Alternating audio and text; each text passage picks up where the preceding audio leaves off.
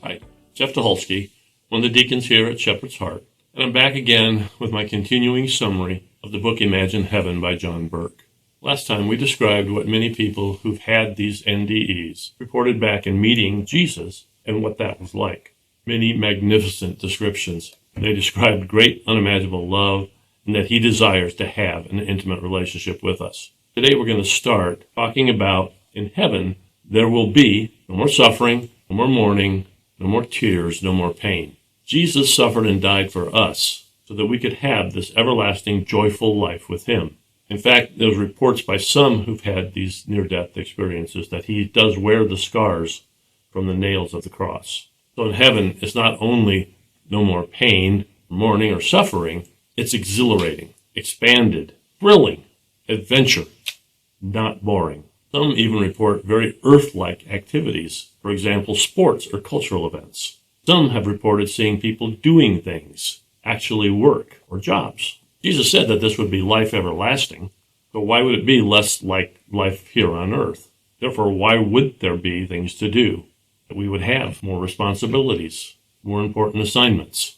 So, okay, going to heaven to work? Well, you've heard many people probably say that it's not work if you love what you're doing.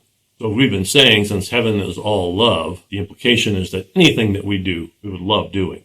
Well, for me, I hope that would be composing music, playing my guitar, watching sports, playing sports with a new enhanced body. Maybe I'd actually be able to hit a home run in a Major League ballpark.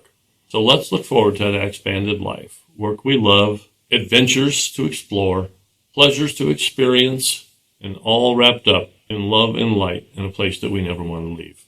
So this actually concludes what I wanted to summarize in terms of the pieces of the book that I wanted to share.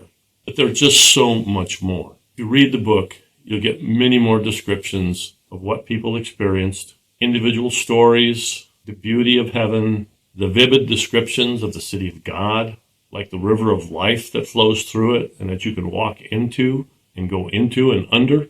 There's more about angels. There's reports that there's pets and animals in heaven, and there's discussions of what people from other cultures have experienced. There's also a chapter on hell, or hellish experiences. There's also a chapter on apologetics for those who may not yet be Christians. And then there's also to consider that after Jesus returns about the new heaven and the new earth that's described in Scripture, and that the current heaven is just an intermediate one. Some people here at Shepherd's Heart have read the book by Randy Alcorn on heaven, where he describes and talks more about that.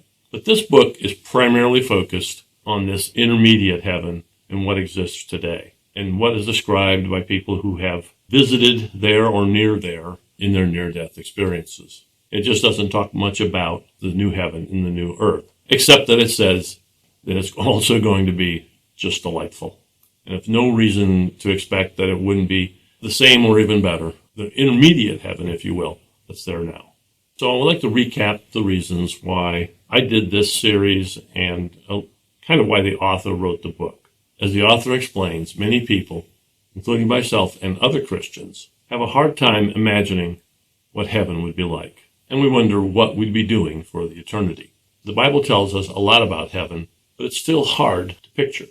By comparing Scripture, as John Burke does, to these descriptions from people who've had near-death experiences, it can help us paint a clearer picture and imagine what heaven would be like. And I was very impressed by his exhaustive research of all the people that he interviewed or the descriptions that he read, and how he took the time to link those to Scripture.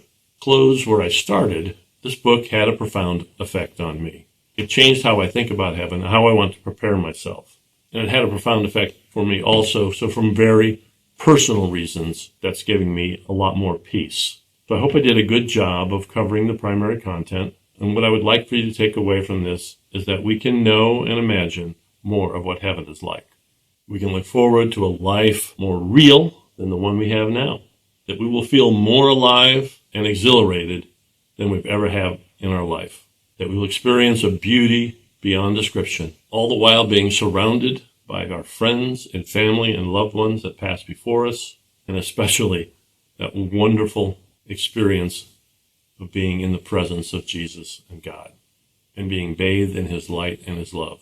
and knowing that we're going to a place that we will never want to leave. So thanks for listening. God bless, and I hope not real soon, I'll see you on the other side.